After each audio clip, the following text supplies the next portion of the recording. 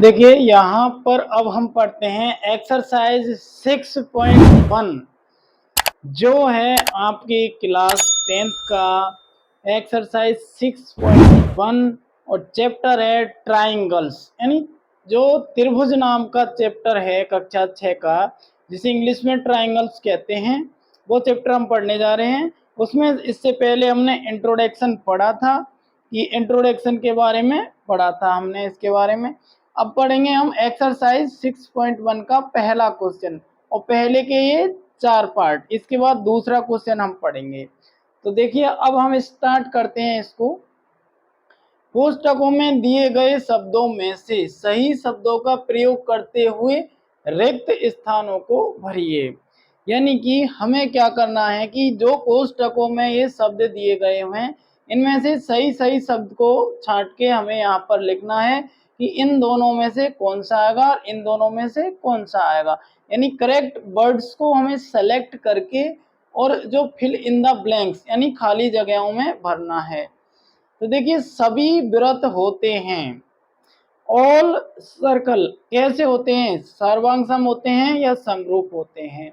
इससे पहले हम आपको अच्छी तरह बता चुके हैं कि सर्वांगसम आकृतियां क्या होती हैं और समरूप आकृतियां क्या होती हैं। यानी कि कॉन्ग्रुएंस कॉन्ग्रुएंस जो फिगर्स क्या होते हैं और सिमिलर फिगर्स क्या होते हैं। तो जो कॉन्ग्रुएंस फिगर्स होते हैं वो क्या होते हैं, उनका शेप एंड साइज समान होता है, और जो सिमिलर फिगर होते हैं उनका शेप तो समान होता है, लेकिन साइज का आवश्यक रूप से कह नहीं सकते कि समान हो या ना हो, यानी आवश्यक रूप से उनका साइज समान नहीं होता। और सर्वांगसम हो गया, समरूप हो गया। अब देखिए सभी व्रत होते हैं, अब देखिए सभी व्रतों का जो शेप होता है वो कैसा होता है, एक जैसा होता है, लेकिन उनका जो साइज होता है वो कैसा होता है, अलग अलग होता है। इसलिए हम कह सकते हैं कि सभी जो सर्कल होते हैं वो समरूप होते हैं, ना कि सर्वांगसम। यानी ऑल सर्कल्स आर सिमिलर होते हैं, यानी ऑल सर्कल्स सिमिलर होते हैं, ना कि सर्वांगसम यानी कॉन्ग्रुएंस नहीं होते, कॉन्ग्रुएंट नहीं होते। तो देखिए यहाँ पर हम लिखेंगे कि इस खाली स्थान पर क्या आएगा, यानी यहाँ पर आ जाएगा अपना समरूप। तो सभी व्रत कैसे होते हैं, समरूप होते हैं। हम यहाँ पर लिखेंगे कि सभी व्रत समरूप होते हैं। इसी प्रकार सभी वर्ग होते हैं। सभी वर्ग कैसे होते हैं, हम देखेंगे कि सभी वर्ग सर्वांगसम होते हैं या समरूप होते हैं। तो देखिए वर्ग, सभी वर्गों का, यानी जो वर्ग को हम स्क्वायर कहते हैं, तो स्क्वायर का जो शेप होता है वो एक जैसा होगा, चाहे कितना भी बड़ा हो। जो वर्ग होगा उसका शेप एक जैसा होगा, आकृति। छोटा वर्ग वही 4 भुजा होंगी और 90 डिग्री का कोण होगा, कितना भी बड़ा बना लो उसका 90 डिग्री का कोण भी होगा और चारों भुजाएं समान भी होंगी। तो उसका शेप तो समान है, लेकिन उसकी साइज समान नहीं है, तो उसे हम क्या कहेंगे, समरूप कहेंगे। तो हम यहाँ पर लिख देंगे समरूप। सभी जो होते हैं वर्ग समरूप होते हैं, सभी व्रत समरूप होते हैं। अब देखिए सभी खाली जगह त्रिभुज समरूप होते हैं, समद्विबाहु या समबाहु। अब देखिए कौन से त्रिभुज समरूप होते हैं, तो हमने पढ़ा था समरूप के बारे में, क्या पढ़ा था कि इसका शेप तो समान होता है लेकिन आवश्यक रूप से इसका साइज समान नहीं होता। तो समद्विबाहु त्रिभुज या समबाहु त्रिभुज, तो जो समबाहु त्रिभुज होते हैं, इक्विलैटरल जो ट्राइंगल होते हैं वो हमारे सिमिलर होते हैं। तो हम यहाँ पर लिख देंगे समबाहु, हमारा यहाँ पर समबाहु आ जाएगा। इसी प्रकार दूसरा क्वेश्चन देखिए, ये तीनों क्वेश्चन हो चुके हैं कि सभी व्रत समरूप होते हैं, सभी वर्ग समरूप होते हैं, सभी समबाहु त्रिभुज समरूप होते हैं।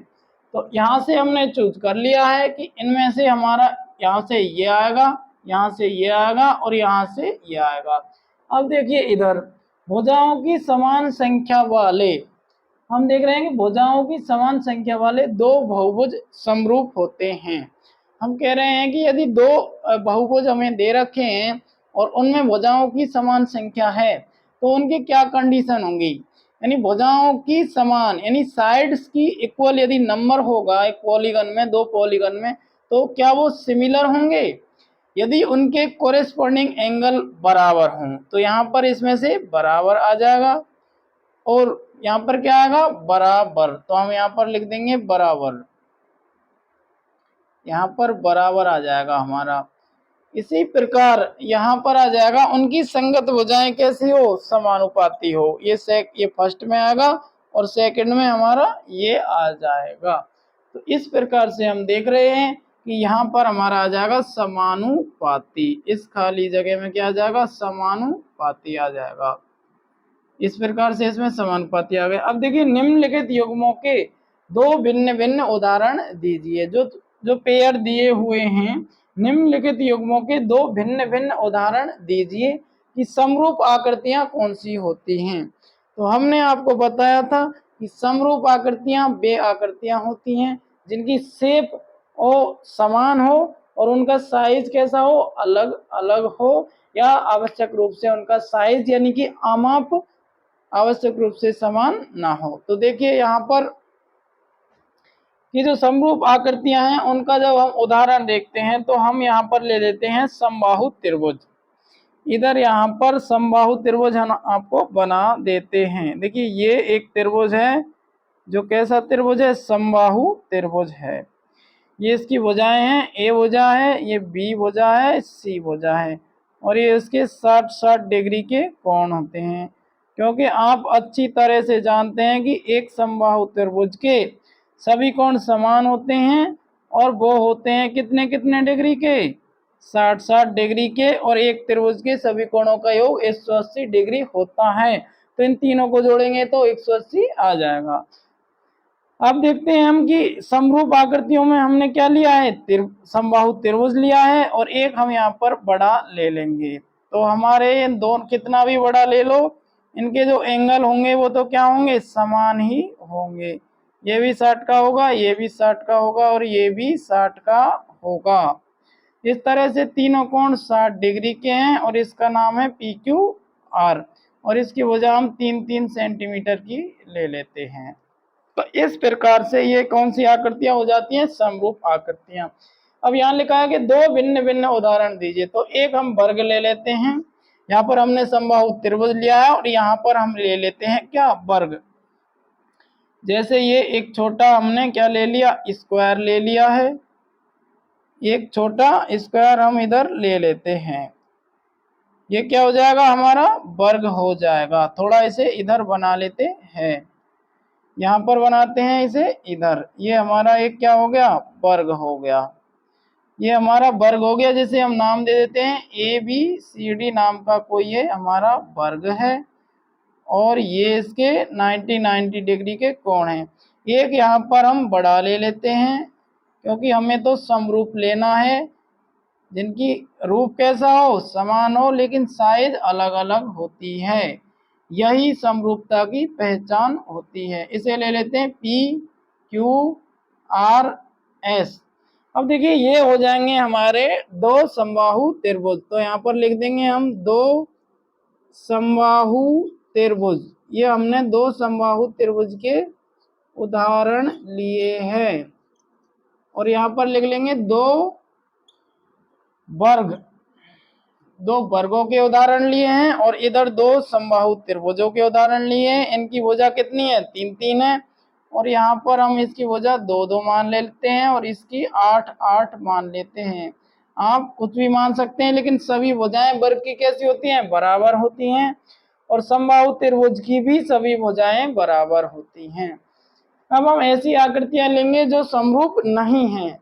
तो यहाँ पर हम एक ले लेते हैं समलंब चतुर्भुज।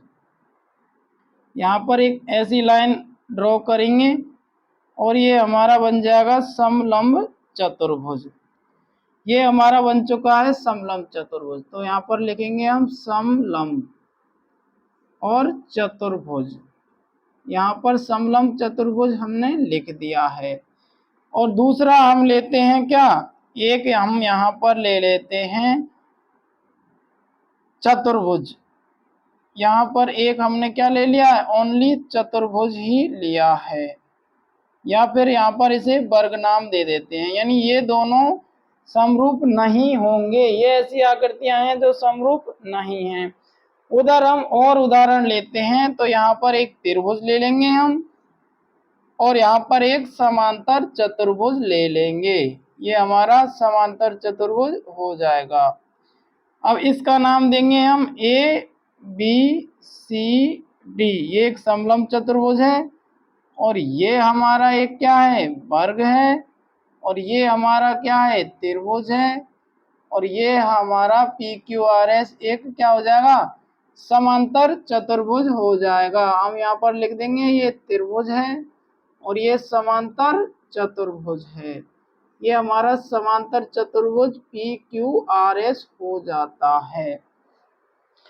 तो इस प्रकार ध्यान से देखिए आप कि हमने आपको क्या बताया है। देखिए, हमने एक्सरसाइज 6.1 का जो पहला और दूसरा क्वेश्चन है वो करवा दिया है। कोष्टकों में दिए गए शब्दों में से सही शब्दों का प्रयोग करते हुए रिक्त स्थानों को भरिए। Fill in the blanks by using the correct word from the option. यानी कि इनमें से हमें कोष्टकों में से सही शब्द को चुनना है। तो हमने चुना है कि सभी वृत्त समरूप होते हैं, सभी वर्ग समरूप होते हैं, सभी समबाहु त्रिभुज समरूप होते हैं, भुजाओं की समान संख्या वाले दो बहुभुज समान होते हैं यदि उनके संगत कोण बराबर हो और उनकी संगत भुजाएं समानुपाती हो, यानी कि जो उनकी कॉरेस्पॉन्डिंग साइड्स हैं वो प्रोपोर्शनल हो और उनके कॉरेस्पॉन्डिंग एंगल हैं वो इक्वल हो। निम्नलिखित प्रयोगों में से दो भिन्न भिन्न उदाहरण दीजिए। समरूप आकृतियां होती हैं, एक समबाहु त्रिभुज होता है, वो एक समरूप जो एक समबाहु त्रिभुज होता है वो एक समरूप आकृति है। जैसे ये छोटा है और ये बड़ा है, साइज मैटर नहीं करेगी, केवल शेप मैटर करेगा। उनकी शेप एक जैसी होनी चाहिए, साइज कैसी भी हो। इसी प्रकार एक हो जाएगा उदाहरण, दो समबाहु त्रिभुज हैं और दो यहाँ पर वर्ग हो जाएंगे, क्योंकि वर्गों की चारों भुजाएं समान होती हैं और समबाहु त्रिभुज की भी तीनों भुजाएं समान होती हैं, तीनों कोण बराबर होते हैं। इसी प्रकार यहाँ चारों कोण बराबर होते हैं, चारों भुजाएं बराबर होती हैं। इधर देखना है कि ऐसी आकृतियां जो समरूप नहीं हो, तो एक समलंब चतुर्भुज और एक वर्ग जब हम लेंगे तो ये दोनों कभी भी समरूप नहीं होंगे। और इधर जब हम देखते हैं तो हम देख रहे हैं कि एक त्रिभुज और एक समांतर चतुर्भुज जब हम ले लेते हैं तो ये दोनों आकृतियां समरूप नहीं होंगी। इस प्रकार से हमने इसके दो भिन्न भिन्न उदाहरण आपको अच्छी तरह से बता दिए हैं। इसके बाद अब हम अगला इसका क्वेश्चन देखिए। इसकी भुजा पी एस है, जो इसकी भुजा पी एस है वो इधर क्या, यानी सभी भुजाएं इसमें सेम है। तो हम यहाँ पर देखेंगे कि 1.5 बटे कितना ले लें, एक उसकी भुजा ले लेते हैं, और तो ये हो जाता है हमारा 15/30, क्योंकि एक पॉइंट हट जाता है तो हमारा क्या आ जाता है, 30 हो जाता है, और यहाँ पर हमारा 1/2 हो जाता है। यानी इसकी भुजाओं का अनुपात क्या है, सभी भुजाओं का अनुपात 1/2 1/2 यानी 1:2 है। यानी कि भुजाओं का अनुपात तो इसमें क्या है, इस प्रकार का आ रहा है, सभी भुजाओं का अनुपात इसी प्रकार का आ रहा है। लेकिन हम देखते हैं कि इसके जो एंगल है वो 90 डिग्री के हैं, जबकि इसके कोण अलग अलग हैं, 90 का एक भी नहीं है। यानी कि इसके जो संगत कोण हैं वो अलग अलग हैं, जबकि इसकी संगत भुजाओं का जो अनुपात है वो क्या है, इक्वल है। इसलिए हम यहाँ पर कहेंगे कि ये दोनों त्रिभुज समरूप नहीं हैं, ये दोनों जो चतुर्भुज हैं वो समरूप नहीं हैं। यहाँ पर लिखेंगे ये दोनों चतुर्भुज क्या नहीं है, समरूप यानी सिमिलर नहीं है। क्यों नहीं है, क्योंकि इनके जो कोण हैं वो अलग अलग हैं, और हमें वैसे ही दिख रहा है कि ये सिमिलर नहीं है, क्योंकि ये समरूप नहीं है। इसकी शेप अलग है और इसकी शेप अलग है। हम शेप देखकर बता सकते हैं कि इनका जो समरूपता का पालन ये कर रहे हैं या नहीं कर रहे। तो ये दोनों आकृतियां कैसी नहीं है, समरूप नहीं है। तो यहाँ तक आपने इसको देख लिया है, और जो एक्सरसाइज 6.1 है वो कंप्लीट हो चुकी है। यहाँ तक इसमें 3 क्वेश्चन थे, तीनों क्वेश्चन हमने आपको करवा दिए हैं। वीडियो को लाइक कीजिए और चैनल को सब्सक्राइब कीजिए और शेयर कीजिए। Thanks for watching.